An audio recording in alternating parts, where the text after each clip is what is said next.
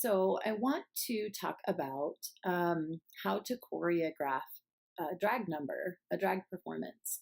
And it's not the only way to choreograph a drag performance. There are millions of ways to do that. This is just some of my method, and I thought I would share it. So I have been teaching dance for, I don't know, somewhere around 13, 14 years or so, and have been choreographing for a really long time. I choreograph on drag troops and burlesque troops and show choir teams and dance teams and ballet companies and modern companies and all kinds of other things. And was trained in what's known as the Nikolai Lewis technique of modern dance, and I'm bringing a lot of that in to how I choreograph for drag. So what we're going to talk about, um, uh, that every body has a unique vocabulary and how to find yours. We'll talk about how to think of yourself as a mover, and how to construct drag performances. So the first thing I want to talk about is that our bodies all are so different, and they all have each have a unique vocabulary of movement. And you are the only you. You know, we've been hearing that since elementary school. You are the only you, which means you're the only one with your body makeup, with your history, with your predispositions and your genetics and all of the things that you are. You're the only one with that combination of things. And so, of course, your dance expression is going to be unique, and it ought to be unique. And I think so often what we do is we get told by dance studio culture that all bodies that do not look a very specific certain way and cannot do very specific certain things are not dancers' bodies, and that's ridiculous.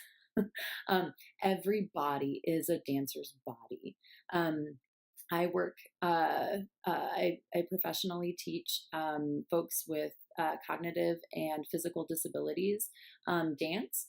And I teach 48 classes a month right now to all ages. I teach preschool through adulthood. I have seniors that I work with and preschoolers that I work with, and they can all dance. They can all experience dance in ways that fit their body vocabulary. Okay. I have folks that I work with that have extremely limited ranges of movement, and we can still get the dance experience to them. So I say all that to say we discredit ourselves and we say, I can't dance. You know how often I'm told that, oh, I wish I could, but I can't dance. I can't dance. That's weird because you just went like this twice. And if you just do that intentionally, you were just dancing. Ta-da, look at you, dancer. So you have to stop telling yourself that, and you have to stop thinking of yourself that way. So a lot of the iconic rock star dancers that we have idolized for years didn't do dancing that everybody else was doing, right? Like, I mean, we go back to Elvis with the hips and Mick Jagger with that, like, what the heck is this, right? Nobody was doing that. That thing was weird. And headbanging and, all of these things that Ian Curtis's elbows from Joy Division, we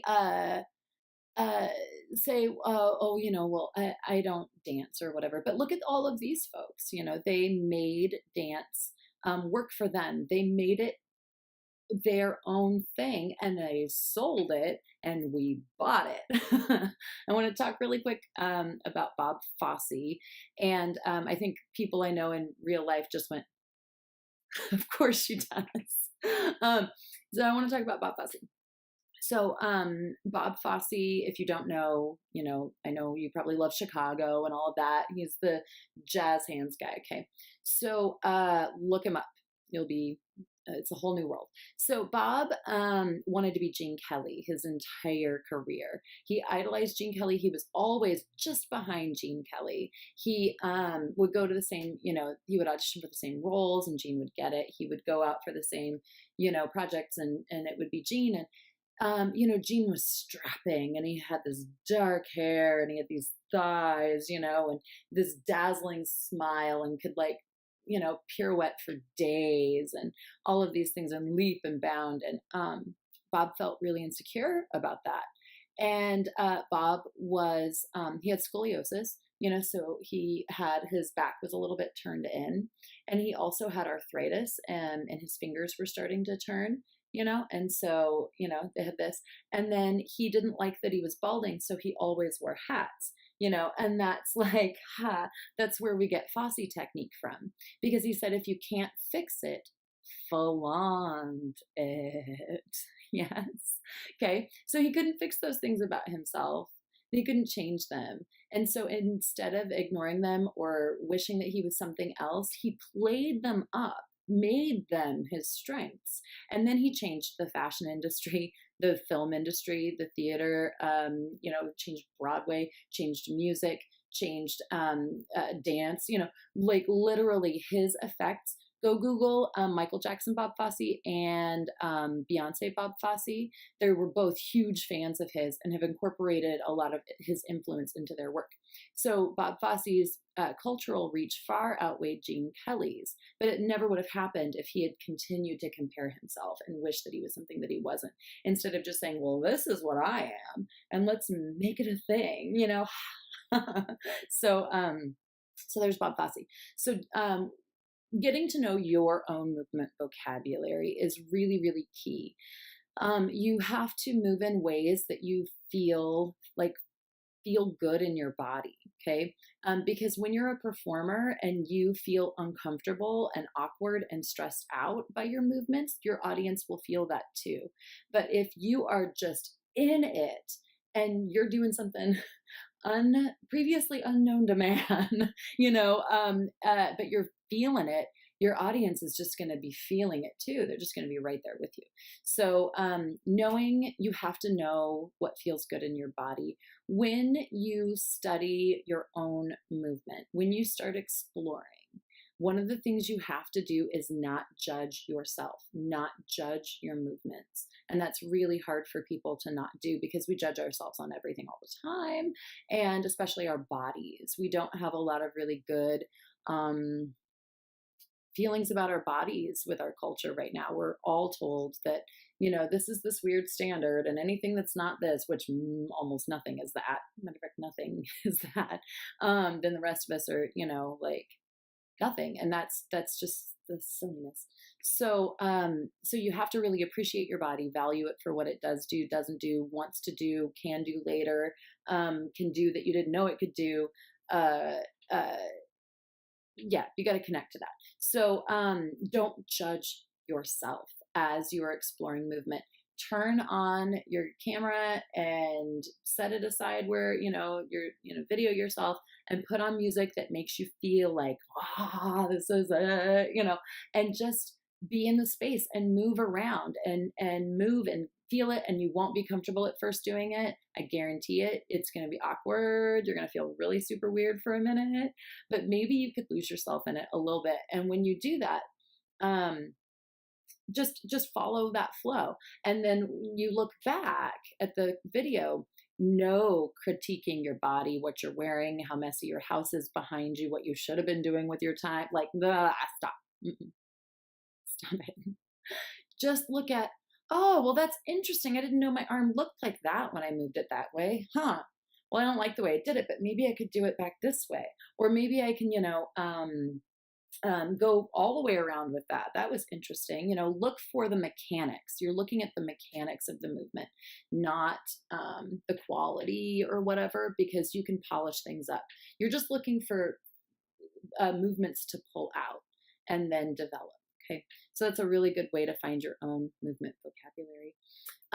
Okay, so beyond movement vocabulary, you need to start thinking of yourself as a mover, because once you think of yourself as a dancer and a mover, you're going to you're going to be more committed to your performance when you're dancing, when you're incorporating dance into your performance. And you have to sell it. Okay. So if you aren't sure about it, and if you are feeling like, oh, they might hate this, this is going to be awkward, and then you execute something and it was awkward because you were like all paralyzed in your brain or whatever and held it back a little bit. I've done that for years. I've done this so much. So, but what you have to do is you have to commit to it. If you half kick or you half turn or you half death drop or whatever, it's not going to work. You've got to just sell it. You've got to come out with confidence and commitment to it. Okay. You have to transcend yourself a little bit and then be whatever you're portraying in that moment and really commit to it. If that is really hard for you, because it's been really, really hard for me. If that's hard for you, one of the techniques I've really used a lot and have gotten a lot out of is faking it. And what I mean by that is go up and perform it as if you were great, as if I was amazing. What if I performed it as if I was like incredible and like had been doing this for 50 years and was top of my game and had learned everything I needed to learn and was this, whatever. Well, pretending to do that, like, oh, I would go like this and I would go like this and I would go like that, and like, oh, well, I could go like that now. Like, there's no reason I shouldn't, right? So, it plays a little trick on your brain. I've had to do it for a long time before it actually like helped change the way I see myself as a performer. But it can really help. And then we've got to just have positive self-talk.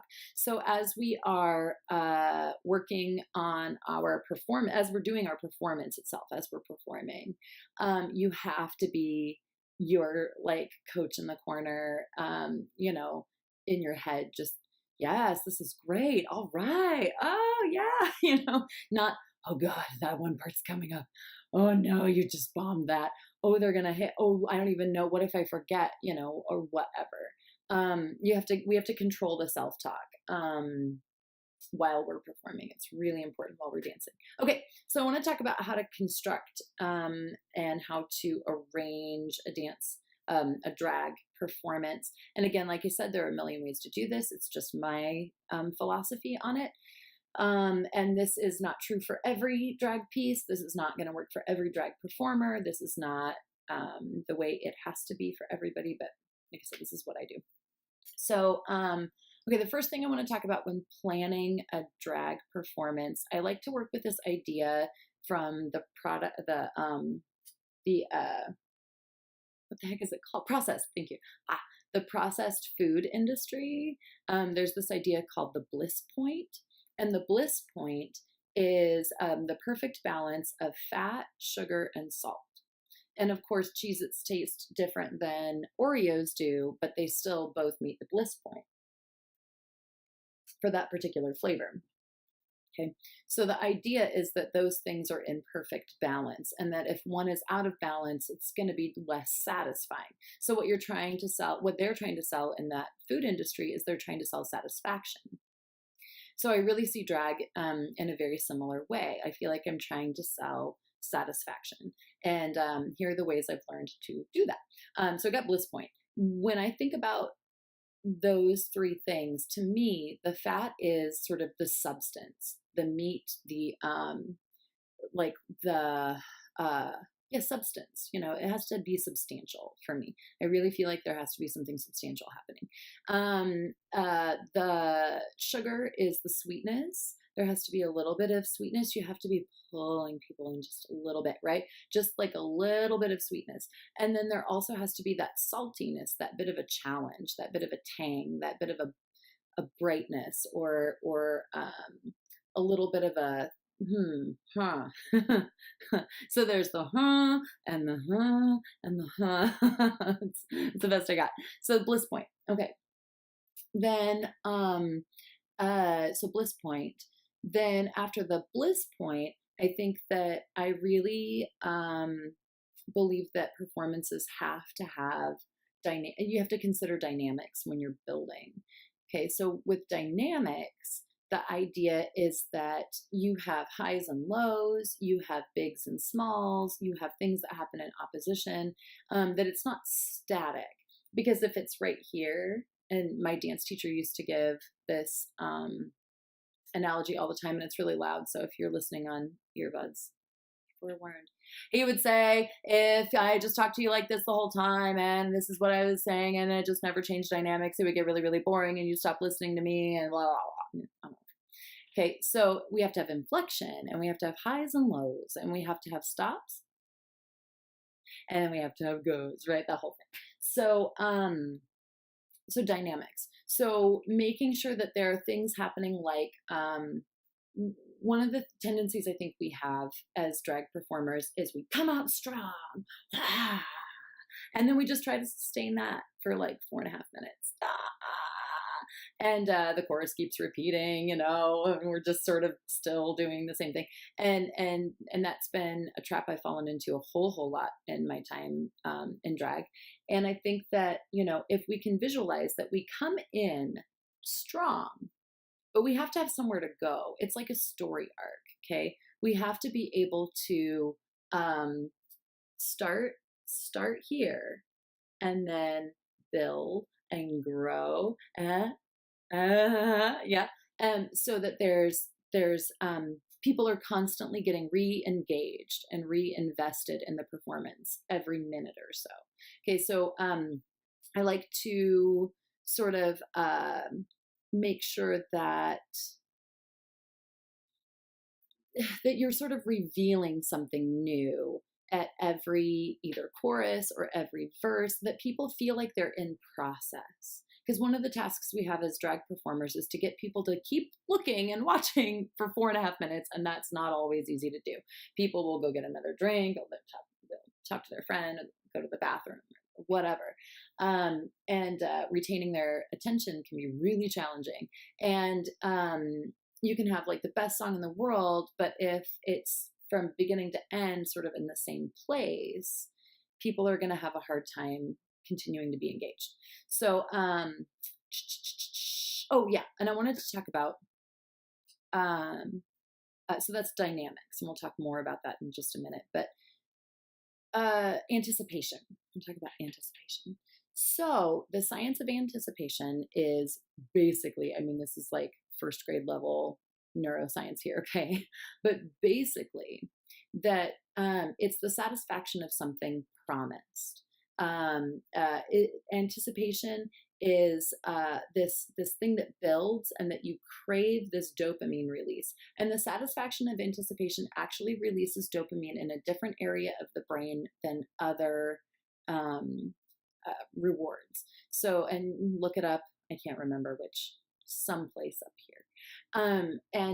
So the way anticipation works, so with Mozart would give a little theme in the beginning, and you'd go, oh, that theme, oh. And then he'd take it away, and then he'd allude to it, but keep you going along on your journey, and he'd allude to it, and keep you going on, and then he'd pull it all the way, and then give you the whole thing, right? And so the dopamine release is right before the anticipation is satisfied. So the highest level of dopamine with this is right before the climax, right before you get what you want. And that's what causes the chills. That's what gives people the chills. So if you can, through movement, through structuring your performance, if you can play with that and say, introduce this thing, but I'm not going to give it to you yet.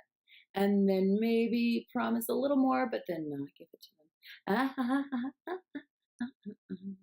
Well, I'm not giving it to you at all. Oh, there it goes. It can create this chemical rush in your audience, so anticipation. Okay, so the basic structure of a drag piece in this method of thinking, the way I see it. The beginning, you have to get them in the first 10 seconds. You have 10 seconds for them to decide whether they're there with you or they're not. And you have to come out clear and strong with commitment and with a totally commanding presence. Okay.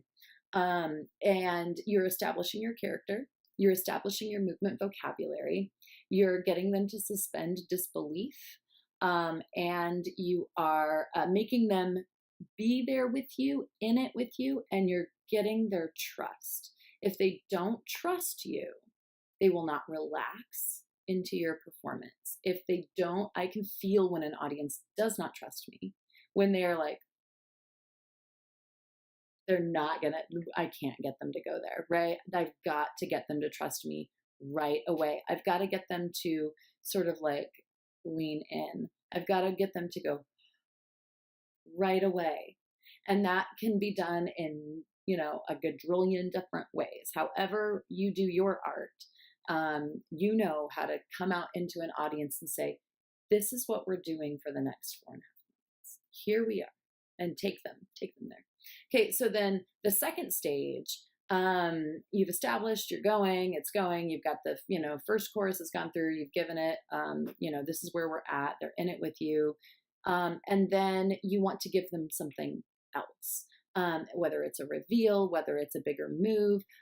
For dancing, for choreography, for me in this situation, I really like to start out with smaller moves, tighter moves, or more like vague moves, and then let it build into something more complete, taking pieces of moves and breaking them up throughout the number and then bringing them all together in this satisfying way toward the end. So in the second stage, giving them something more, re-engage them, bring in more depth, build the energy. Okay. You want the energy to go from here all the way up. You don't want the energy to start here and just stay, or stay here and go down. You got to build the energy.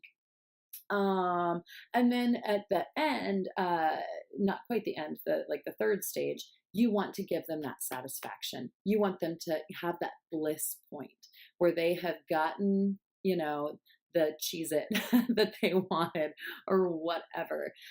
When you bring out the climax of your story, the climax of your drag performance, in my mind, the way I feel about it, it should be anticipated yet unexpected.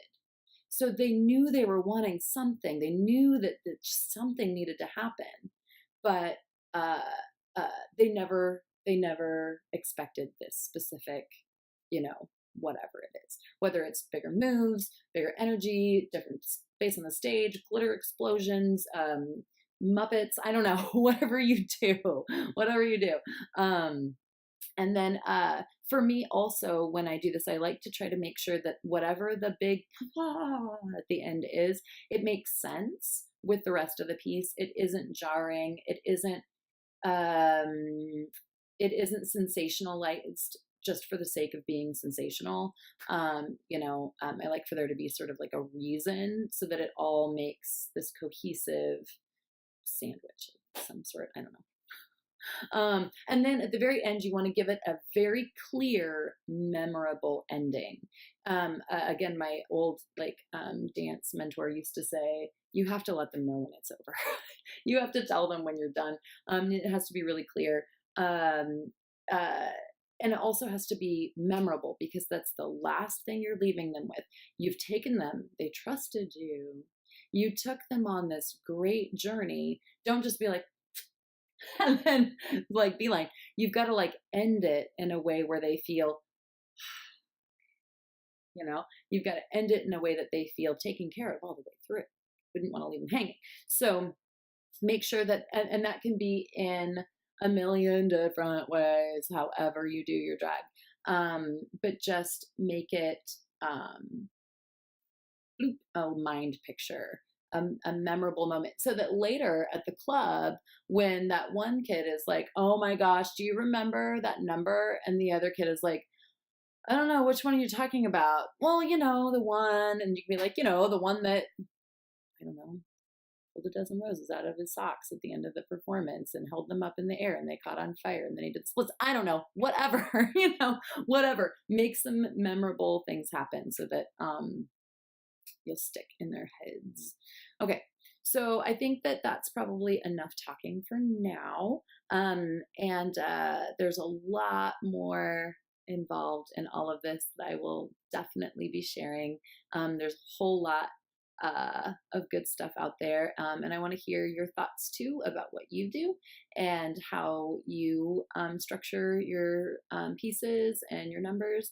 And I want to hear about your movement vocabulary journey and how that goes and how that's gone for you in your life. So thanks. Keep doing things, keep making things, keep dancing. And so will I. Okay.